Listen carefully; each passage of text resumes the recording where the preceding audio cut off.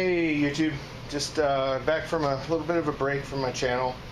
Of course, so what a better way to come back but with another Coleman product here. Obviously, if you've been watching my channel, you know I'm a little bit of a Coleman enthusiast. Just you know, something I like to do. One of my too many hobbies. How about that? So here another garage sale find. In fact, it was from the same location that we scored a few other of my Coleman products up in northeastern Oregon, where we've got some family. And well, the guy had a lot of Coleman stuff. I think he passed away a few years back, and they've just been slowly but surely kind of cleaning out his family members, cleaning out his garage. This was one of several other items there, but this is one that I don't have, which is a Coleman 525E, which is of course the Coleman fuel type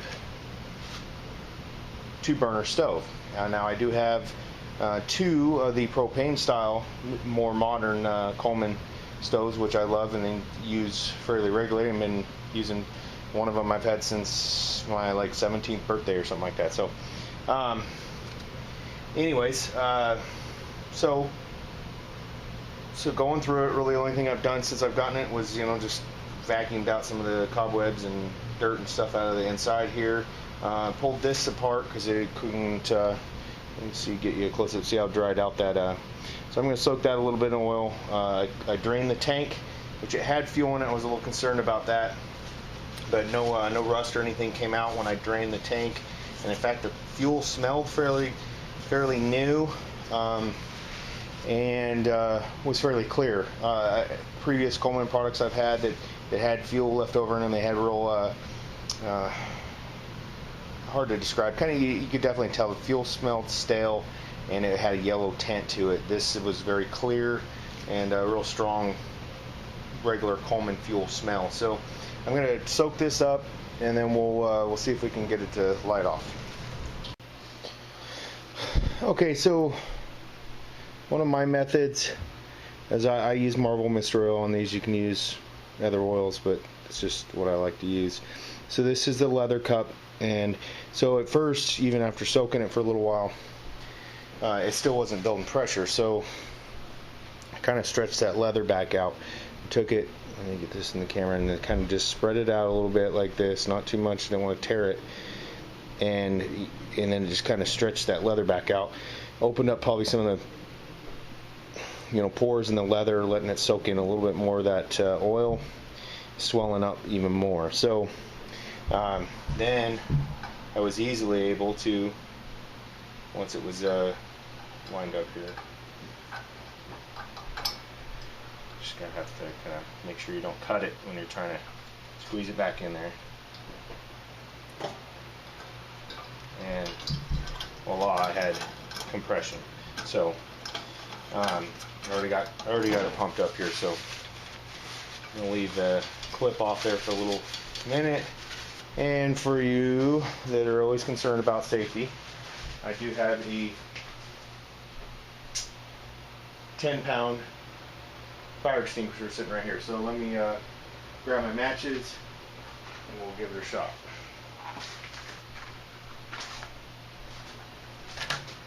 So up for light, and after a minute or so of running, you're supposed to turn that back down. So I can hear the hiss.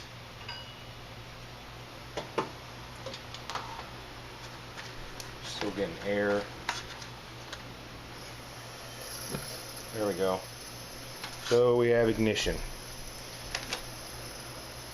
Good ignition even. So it's good like the other one.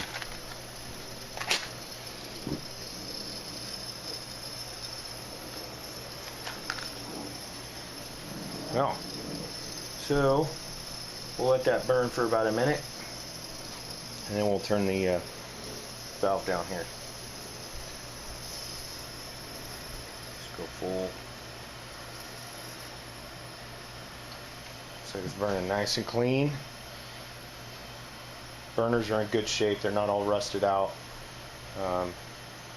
It was obviously kept in a fairly dry environment, stored in one, so even being in Oregon, it didn't, for as old as it is, and I'll have to look up.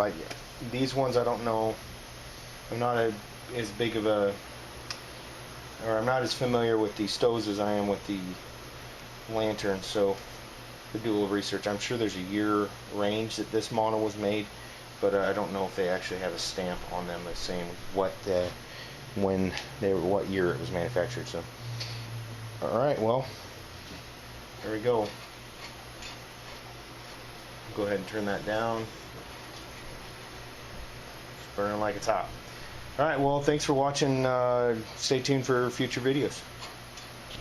Oh, one last thing, forgot to mention, paid $5. I paid full price, felt it was well worth it, and they're real nice people, and I've bought a lot of things from them. So, and they've given me some good deals in the past.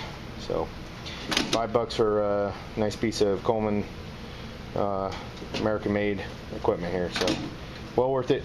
Thanks for watching.